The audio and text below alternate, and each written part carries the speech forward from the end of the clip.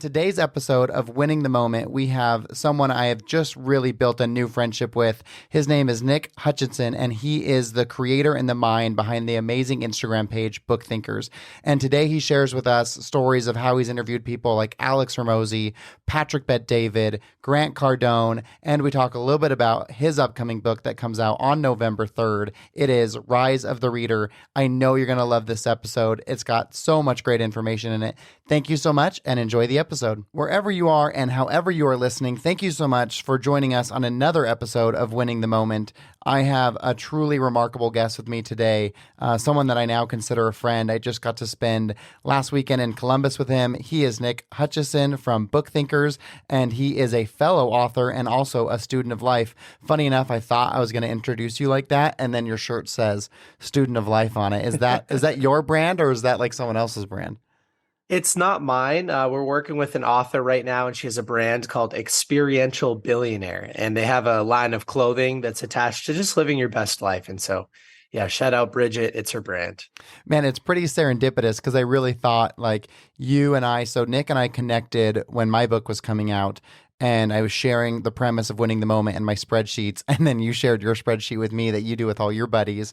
And so it's amazing how two people who have never met can have so many similarities. And I was thinking, Nick is truly a student of life. If you're watching the podcast, you can see his beautiful bookcase behind him, color coordinated as every bookcase should be.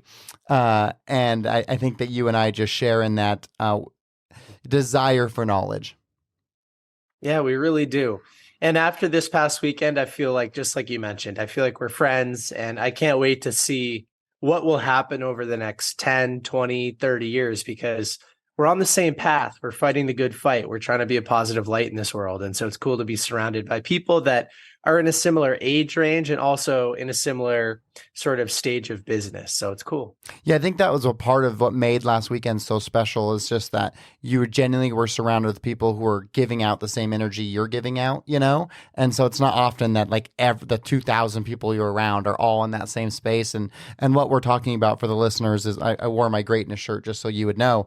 We just attended the Summit of Greatness in Columbus, Lewis Howe's event, and Nick put together their first BookThinkers event the day before.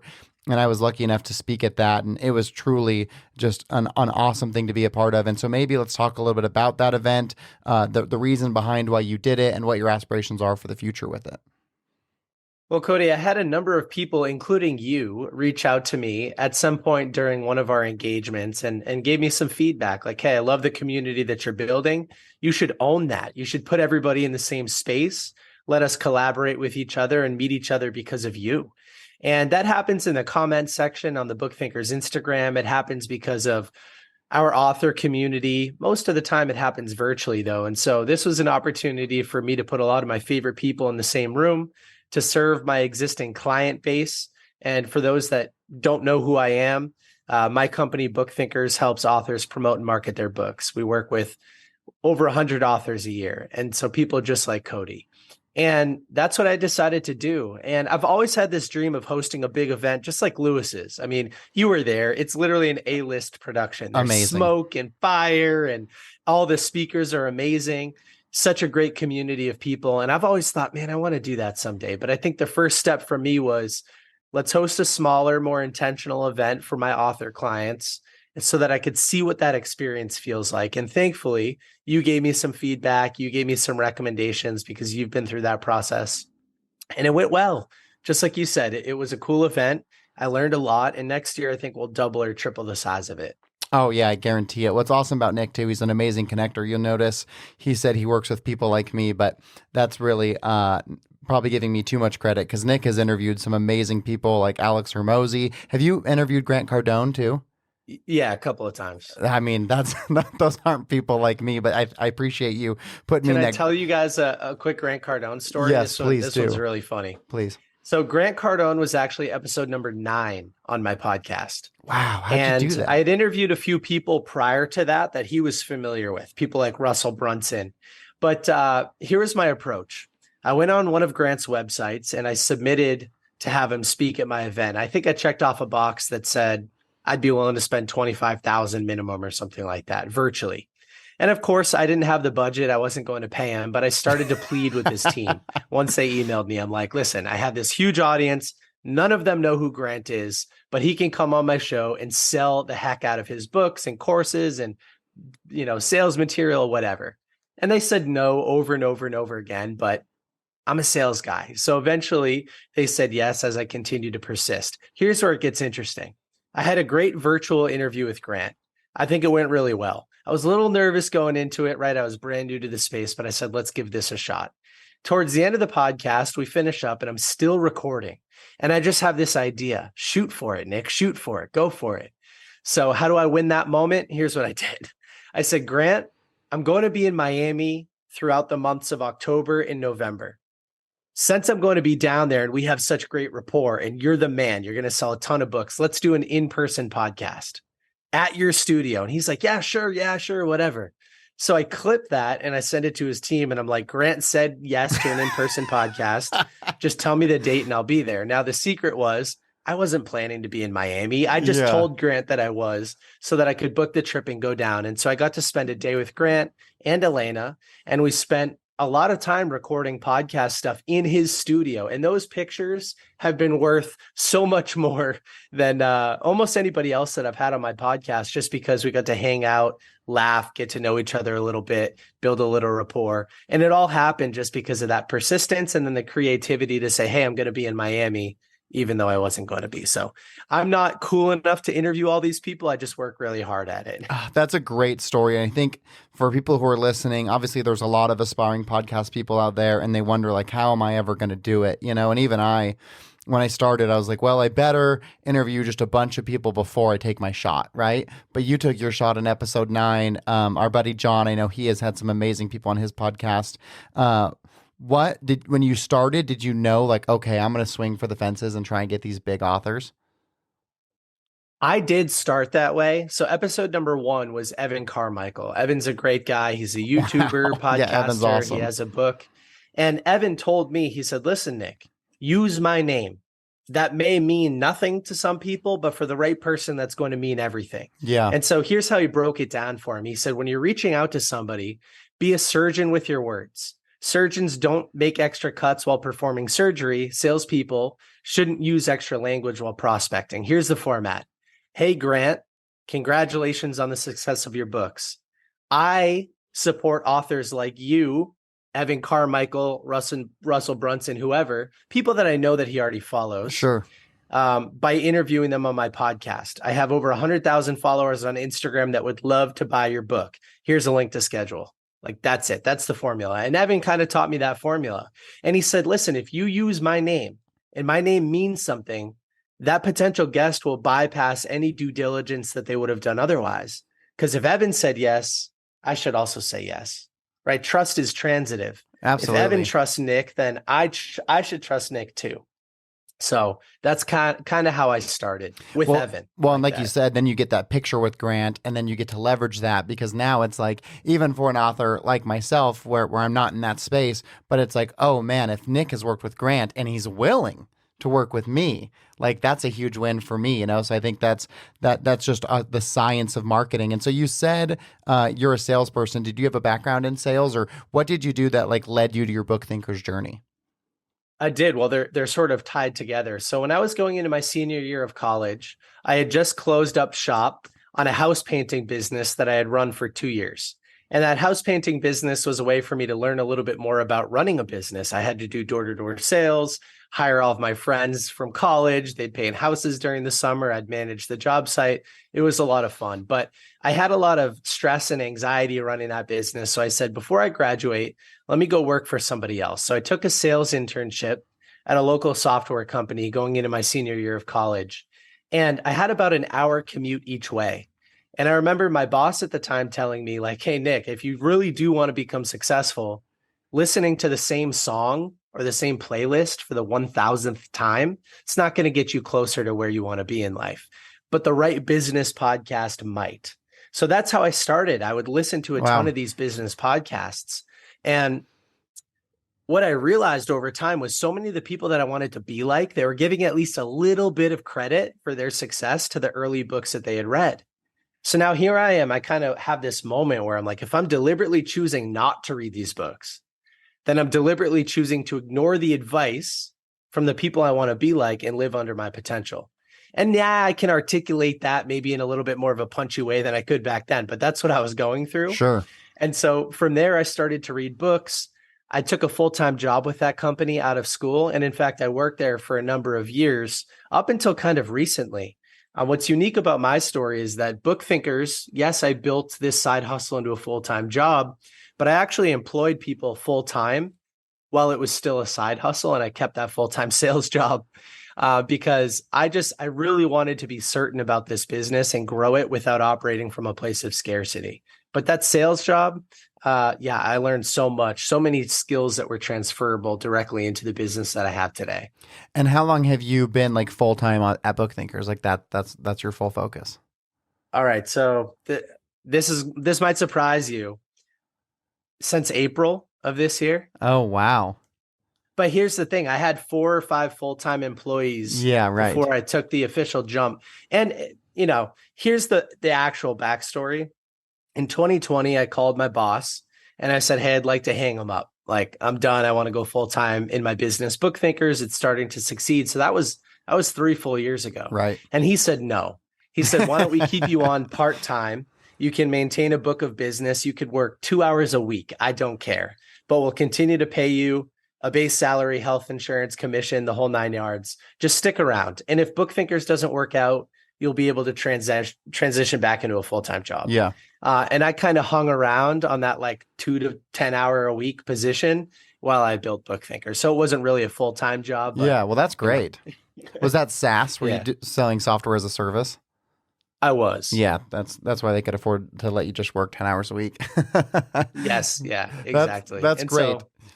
What's for the readers or the listeners, I'm sorry, what's the name of your podcast? BookThinkers Life-Changing Books. Okay. And so every episode features a nonfiction author like you or like Cardone or Hormozi, and we do a deep dive on one of their books. And what of all the people you've got to interview, is there one that stuck out to you that you took the most away from or you enjoyed the interaction the most?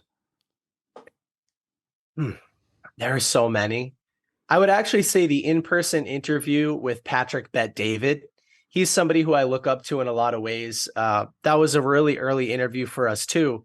Check this out. We show up to his office. Are you familiar with him? I love Patrick Bet-David. I was going to ask, how did you secure that one? Patrick Bet-David is incredible. I was interviewed on a podcast, just an average podcast. And the host said at the end, he said, hey, are you connected with Patrick Bet-David? I feel like you guys are so similar. And I was like, well, thank you. Yeah. No, I'm not. And he said, let me introduce you to his assistant.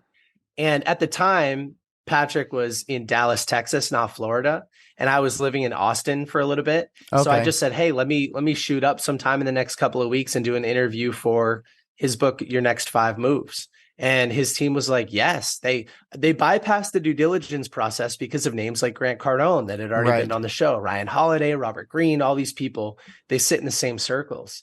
And so I show up with 2 iPhones and I put them on little tripods. Yeah. And, we're setting up and then PBD walks in and he's like, this is your setup? And I was like, yeah, this is my setup. And he's like, dude, that's awesome. Like, good for the hustle. He could have been like, how the heck did they let you in here? Oh yeah. I did not think it was going to go that iPhones. Way. But he was super cool. And then after the podcast, he sat around for an hour. And he just said, tell me what's on your mind. What can I help with? What can I help you think through? And so we just talked for an hour about BookThinkers and my dream of building this thing. And so, yeah, PBD, he's one of my favorite people. Well, I think for the listeners, what's so cool about having you on is that for all intents and purposes, you're just a regular guy like anyone else. But then you've leveraged this thirst for knowledge to get you into these doors, to have these unbelievable. I mean, what would someone pay to have 2 hours with Patrick Bet-David? That's got to be like a $50,000 price tag. Like if he was to sell his time, I got to imagine he's like at $25,000 an hour. And the fact that you were able to leverage your passion for knowledge and understanding into opportunities like that is unbelievably valuable. And I think what's so exciting about your book, so for our listeners, Nick's book comes out November 1st, but you can pre-sale it now. It's called The Rise of the Reader. And what you're, and correct me if I'm wrong, but I believe the intention is to help people actually take the practices out of books and utilize them. Because I think a lot of people, I mean, I don't know how many books you have behind you. It looks like 1,000. You can read so many books, but so often we read it, put it on the bookshelf, and then that's it. And so it's great that we read it and we got that inspiration, but what does tomorrow look like? How do we take that knowledge from the book and do something with it? And I believe your aspiration is to change that for people. Yeah, absolutely. I'm finding that helping people take action so that they can create progress, change, and momentum in their lives, that's becoming my mission. And so you're right. What's the difference between somebody who reads a book and somebody who reads a book and takes action? The entire difference. Absolutely. It's action. That's the difference between the two. So yeah, you're right. I mean, I've been a little, shifty and fun getting these people on the podcast and stuff, but I've also used their books to create my dream life. I'm 29 years old. I'm healthy. I'm happy. I'm on my way to becoming wealthy, and I wouldn't change anything. Like, I don't want my future to look very different than it does today because I've consistently read and applied the world's best advice. For $20 a piece and a few hours of my time, I can experience decades of somebody else's lived experience. And there's no better reward or ROI opportunity than that, in my opinion. Yeah, that's what I always tell to people too. It's like when I was just in the college classroom this last week and I was saying, if there's someone that's in a space you aspire to be in, like if you want to be a world renowned chef, then go buy Gordon Ramsay's book. Because if Gordon Ramsay called you and said, "Hey, I've got 4 hours I can dedicate to you. Do you have the time?" The answer would always be yes. Well, that's about how long it's going to take you to read his book. So it's like, and you're going to get in fact, probably more knowledge from the book because it's so thought out and planned versus just an open conversation. So I feel like there isn't a tool that exists. And to your point, generally about $20, there's not a better investment you can make in yourself than books. I really believe that. Yeah, one of the early influences for me was a TED Talk that Tai Lopez gave. Now, Tai Lopez, internet marketer, not everybody's a big fan, but for a while he sat at the top of that game. And so there's a lot you can learn from him. But he said to an audience one time, I think it was on a TED Talk, he said, "How much would you pay if I told you that next week at my house, you could have a private dinner mastermind with Steve Jobs, and he was going to talk about innovation. Gandhi was going to be there talking about peace. Arnold Schwarzenegger was going to be there talking about bodybuilding." And then he continued with the list. People are throwing out crazy numbers. And he says, "Well, I have books written by them or about them in my home library. And it's the same thing. It's an extended mastermind conversation. Yet nobody would be willing to pay $100,000 to come over and just access my books, right? Because you can get them yourself for $20 a piece, generally speaking." And yeah, I think it's such a cool way to think about a virtual mentor. Oh, without a shadow of a doubt. So I'm curious, how many books do you think you've read? I've read 500 different books, some of them 5 times, 10 times. So Sure. maybe 750 if you count those, 700, something like that. And was it listening to those podcasts? Is that really where it started for you? So like your senior year of college? So then that Yes. would put you at how old? Like 22, 23 at that time? 20. Yeah, I think 20. About 20 is where you years started old. into it. So in the course of 9 years, you've been able to pack in all of that knowledge. Yeah. And so when you think about 9 years of my life, I think about 1,000 years of somebody else's lived experience, right? Absolutely. Because each one of these books details somebody else's skill set or life or recommendations. And typically it took them 10, 20, 30 years to create whatever they've created. Yeah, right. So you've got a multitude of knowledge in your mind. So I'm curious, being such a devout reader, like what are the top 5 books that stick out to you in your mind? Like if you could only read 5 books the rest of your life, what are those 5 going to be? I think the book number 1 would probably be the Bible, but we could skip that. It's a great personal development book, but I'll give readers 5 non-religious book Okay. recommendations. And the Bible Number as a 1 bonus. Yeah, the Bible as a bonus. I think The Compound Effect by Darren Hardy is an incredibly important foundation for understanding that things take longer than you might want them to, but the compound effect is real. Exponential progression does take place. So the main point of that book is that small steps in the right direction, extended over a long period of time, will lead to that hockey stick growth that we all want in our lives. So when I think back to my business, our social media following, my health, my bank accounts, it always happened the same way. Slow at first, you start to build momentum, and then it takes off. So that's what the compound effect by Darren Hardy teaches us. I really love The 4-Hour Workweek by Tim Ferriss. It's one of my all-time favorite books because it teaches you how to build a remote business that uniquely fulfills you. I think oftentimes we feel like we're forced into society's box, right? This standard set of expectations, ace your college exams, go into a 9 to 5, take on a ton of debt, work for somebody else and make them rich for the rest of your life, and then end up regretting the whole thing. Like, that doesn't work for me. And Tim totally highlights how you can live an alternative lifestyle, build a business, and then automate, delegate, and eliminate all of this low impact, energy sucking stuff. Hand it to somebody that it actually brings fulfillment to, so that you can, essentially design a life that brings you energy. So that's book number 2. Book number 3 is for business owners specifically, but I read this last year and it changed my life. $100 Million Offers by Alex Hormozi. I know you're a Hormozi fan as well, but I literally read $100 Million Offers, created a new offer for my business, started selling it, and added hundreds of thousands of dollars of additional revenue within the first 12 months. That's amazing. A $20 book. I mean, there's no better ratio than that, right? Yeah, that's incredible. Book number 4 that I'll mention is The Go-Giver by Bob Burg and John David Mann. I love that book. It essentially teaches the reciprocal relationship between giving and receiving. So it keeps you in a very balanced position. The more you give, the more you can receive. The more you receive, the more you can give. And that cycle continues to get bigger and better, and you can have a bigger impact. And then book number 5 that I'll mention, just because this is my other passion in life, is called Vagabonding. And it's by Rolf Potts. And the subtitle is something like The Long-Term Art of World Travel, or something like that. The Uncommon Long-Term Art of World Travel. And for me, outside of reading and implementing these books, the other area of my life that's created the most change for me in perspective has been international travel. So over the last 5 or 6 years, my wife and I have been to 25 different countries, sometimes for up to 3 months at a time. And I just learned so much being, from embracing discomfort to new languages and different foods, different experiences. I just love travel so much.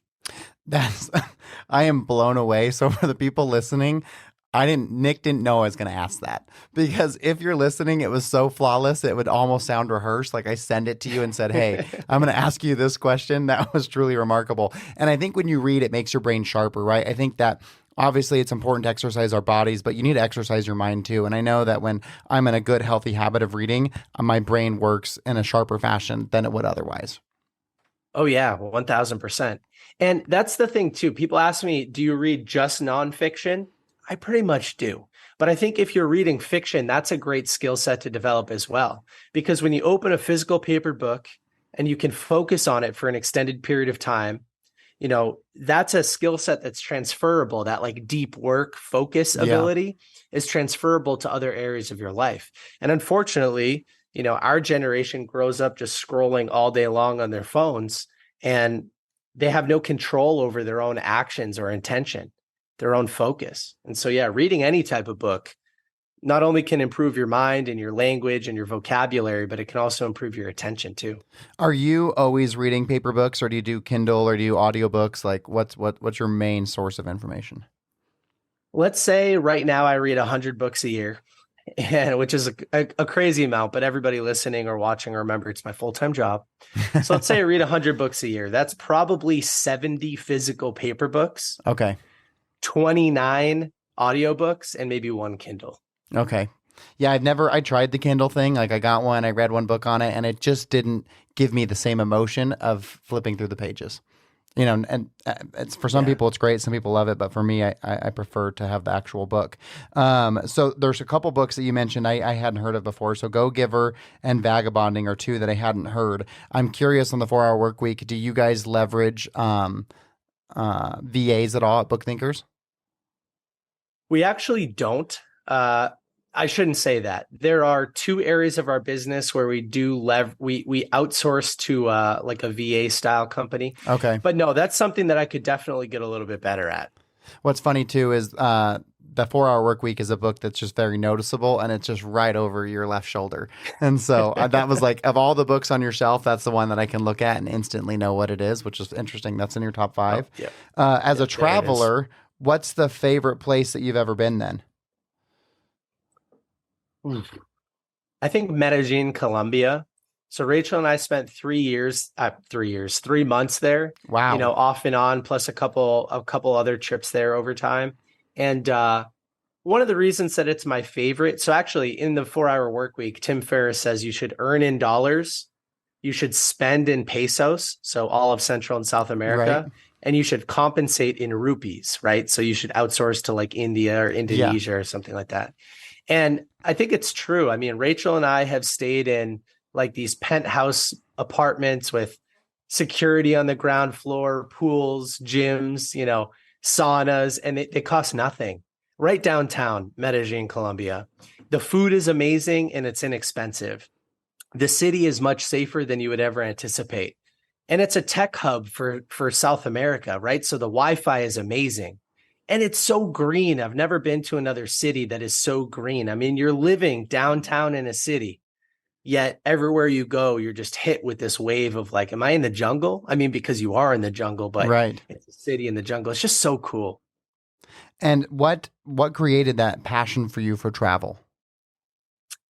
It was that book, The 4 Hour Work Week, and then ultimately the book Vagabonding. I think that the first trip I ever took was a 5-week solo travel trip to Argentina because that's what Tim talks about in the 4 Hour Work Week. And then, kind of reinforced in Vagabonding, which is not by Tim, but Tim helped produce the audiobook and really get Vagabonding out there. Got it. And yeah, so I go to Argentina by myself. I don't know Spanish. I don't know anybody in South America, and I've never traveled internationally before, but I just went for 5 weeks and I figured it out. And I grew so much. Like I really went from this immature kind of like early 20 something to an adult because I've had to be forced to figure it out on my own. And so right. What a great experience for me. I love that. So tell me more about your book. So what can readers come to expect from Rise of the Reader? Like who's your audience you're trying to help? Yeah, I'd like to help motivated young professionals who understand there is a difference between where they are and where they want to be. And they're starting to study personal development books, courses, podcasts, just like this one. They're looking for information they can use to close that gap. And so what I've realized is that how I transform information into action is kind of unique. I have all of these frameworks and strategies from setting the right intention for each book through effective note taking. What should you do with your notes? How can you retain more? How can you actually create accountability groups or activity trackers like the one that we both have in common so that you can start to measure your activity and manage improvement? And so all of that's detailed in the book. And my hope is that this young, motivated professional that reads my book will then get more out of every podcast, book, and course they read for the rest of time. So it's really kind of a precursor, I think, teaching you strategies to get more from other books. That's my hope. And is there a workbook component to it? Are there things that you participate with inside of the book then? Or is it really strategy driven? It's a lot of strategy, but there are opportunities like links to external resources and stuff that will continue to get built up. Absolutely. And so just like at our conference the other day, like sometimes I'll bump into people at a conference and I'll say, hey, what can I help you with? Why are you here? And they'll be like, well, I don't know. Somebody brought me here. I don't really have an intention. I can't help that person, right? Yeah. I think the same thing happens with these books. I'll meet people and I'll say, hey, Cody, what are you reading? And you'll tell me $100 million leads. And I'll say, why? You'll be like, well, I don't know, because Hormozi put it out. And it's like, we need to set a goal that meets the SMART goal framework for each book, such like maybe find and implement at least 2 strategies, lead generation strategies for my business by the end of next week or something like that. I love that. So now a question for you. When you had started this journey of BookThinkers, did you ever anticipate or did you go into it with the aspiration of it being your full-time position? Yes, I did, but I didn't think that it would be what it is today, which is really a digital marketing agency for nonfiction authors. The first idea was to build a mobile application that readers could use to organize their favorite takeaways from each book and then set like a a reminder schedule so that they could go back and review the information, strengthen their retention, and not forget it. Long story short, that mobile app never came to be. In fact, I lost tens of thousands of dollars. So did a couple of my friends who tried to build it with me, going through that experience. And the real reason that I started the social media was because I was going to build an audience in anticipation of releasing a mobile application. Got it. So Okay. that was the origin story. The Love mobile that. app never came to be, but what I have today is so much more fulfilling anyway. Yeah, what's amazing is you truly are now a media and marketing agency. I mean, that's really what it is. So if there is someone who's listening who has a book or wants to have a book and wants to work with you, what's the best way for them to do that? And like, what are some of the services that you can provide to them? Yeah, people can just go to bookthinkers.com. There's a link over there now where you could just schedule a discovery call with me and tell me a little bit more about your book. And, as we've grown this business, we've realized that our target author client uses their book as a lead mechanism for some type of complementary product or service. And that this realization has only happened recently. So if somebody's book leads to courses, coaching, consulting, speaking, or some other type of service-based business, then they're a good fit for us. There are 3 core strategies that we can deploy today. Number 1 is short form video content. So we'll actually fly out to an author on site at their office or their home and help them turn the concepts from their book into 50 to 100 pieces of short form video content. And again, the ROI from that typically doesn't come from the book. It comes from their business, their coaching, their consulting, their speaking, that kind of thing. Number 2, and this has been growing like crazy over the last 6 months, podcast booking. Cody, you tried it out in its infancy. It's totally different today, but we can place an author on up to 100 podcasts to talk about their book and their business in just a few months. That's amazing. amazing. And then number 3, book reviews. So we have an audience of about 150,000 organic followers on Instagram, and we do about 1 million impressions a month over there, introducing new books to our audience. It's been fun to watch you guys like evolve, because we started working together. It was like November of last year, I think, is when we first connected. And like to see the content you've done with Kristen Butler and then with Ken Rusk, and then to bring it full circle and get to meet those. Unfortunately, Ken couldn't make it, but like to meet Kristen in person, it's amazing this community that you've created and how you've brought all of those people together. Yeah, I'm blessed because I get to work with such amazing people. I mean, at first, I would joke around with people like, I get paid by smart people to read their books and then promote it. Like, how cool is that? I'm literally getting paid by these people.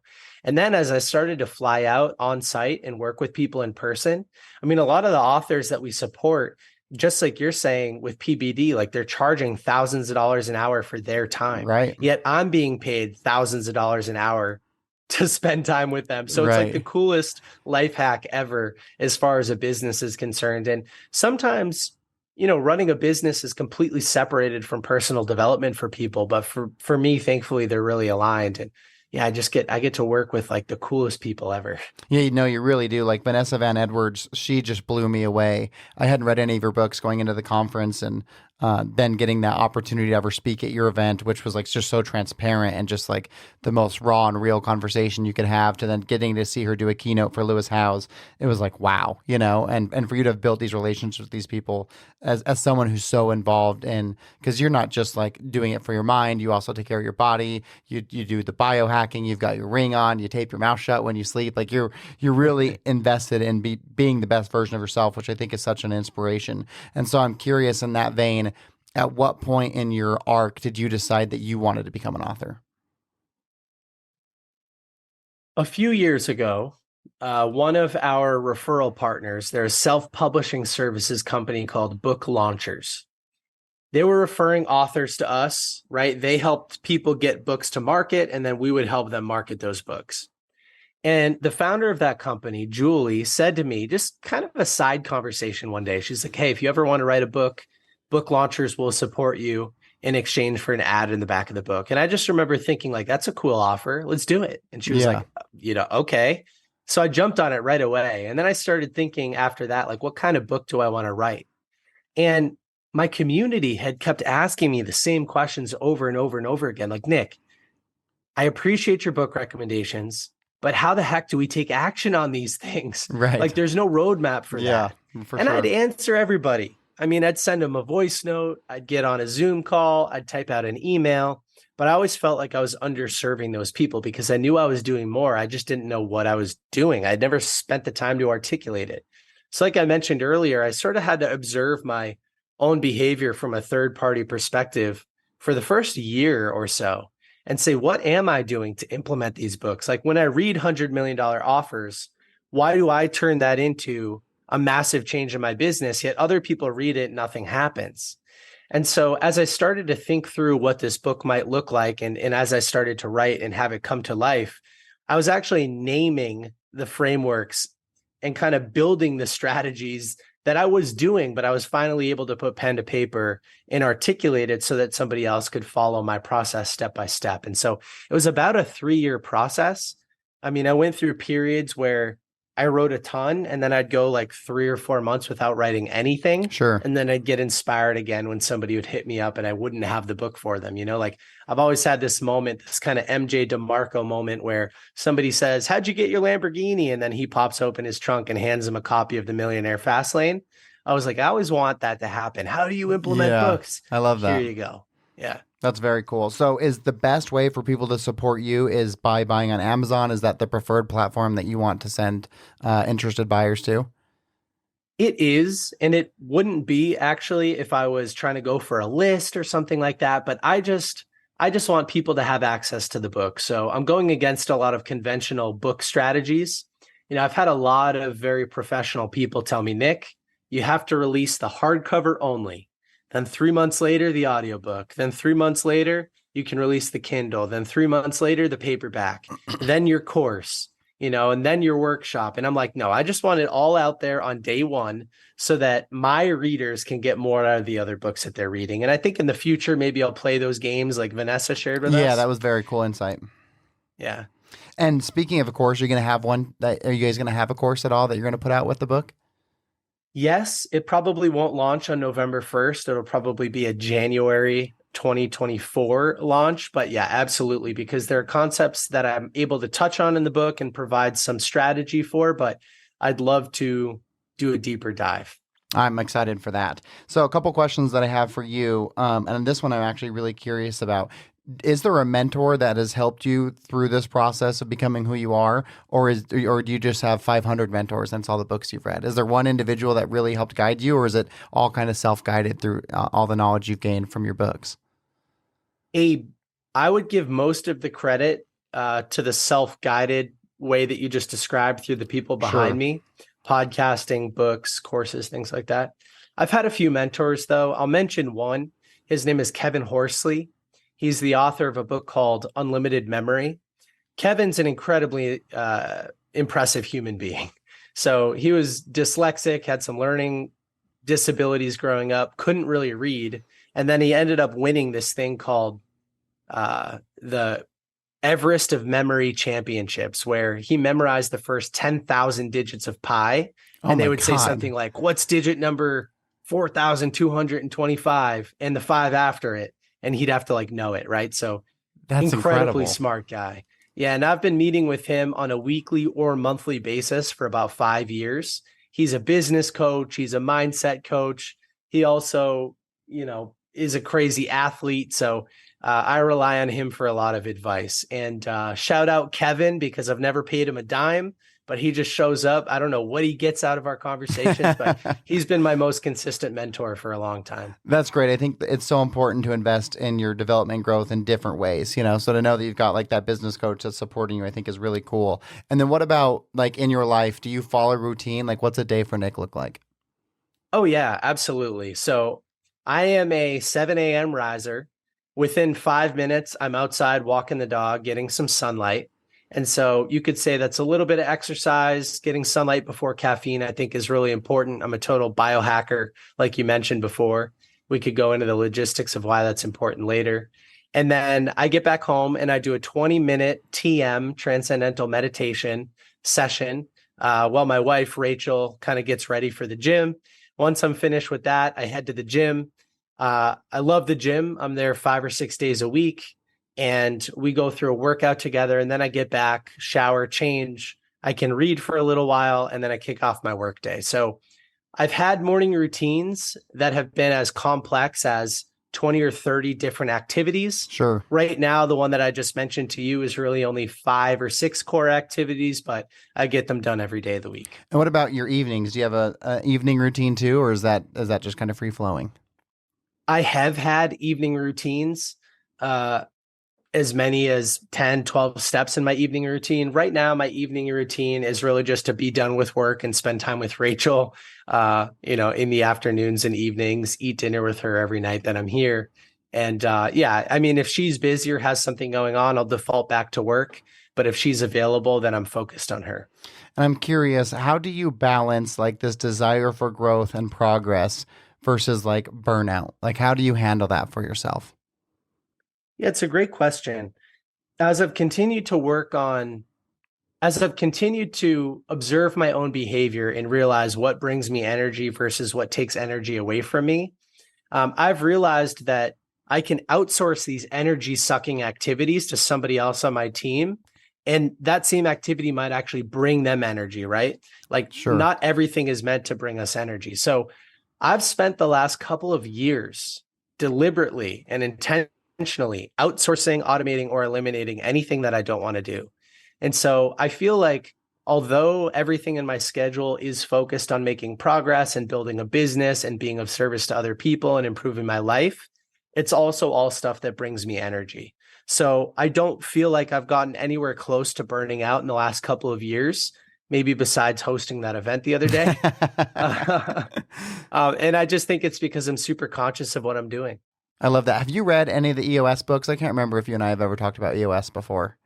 I've read Traction a You couple of have. times. Yeah. Yeah, because it seems like you're a visionary. It's a great, I'm a big believer in it. I think it's an awesome, awesome way to run a business. Okay, so next question for you. And of course, you can define a win in whatever way that you want, but what's the biggest win you've ever had in your life? Probably getting married earlier this year. I got married to Rachel in May. We had a beautiful wedding on the beach in Aruba. It looked awesome. I think we had about 60 of our family and friends travel down there. A lot of people had to get passports for the first time. So that was really cool. And it was like a week-long party. And, I'm kind of jealous of where you're at in the future, next couple of years. I'm really looking forward to starting to build a family and have children. And, I think that's a big piece of what I'd like in the kind of next stage of my life. Is so in your family, do you just have just Chandler? Is that your only brother? Or do you got some other I have siblings two too? other brothers. Oh, Yeah, you so do. there's 4 of us. But Chandler gets the opportunity to work with you. He's awesome, by the way. His energy, like he is just so fun. He's a ball of life. He was so great at making us feel welcomed, and he was the first person we met at the event, the first person we met at the social event at the bar. Like he just brings such an incredible energy, and what a great asset to have on the Book Thinkers team. Yeah, thank you. We'll have to clip that and send it to him. He's great. Yeah, so I'm the oldest of 4. Chandler's actually the youngest, even though he kind of looks older than me half the time because he has a full beard.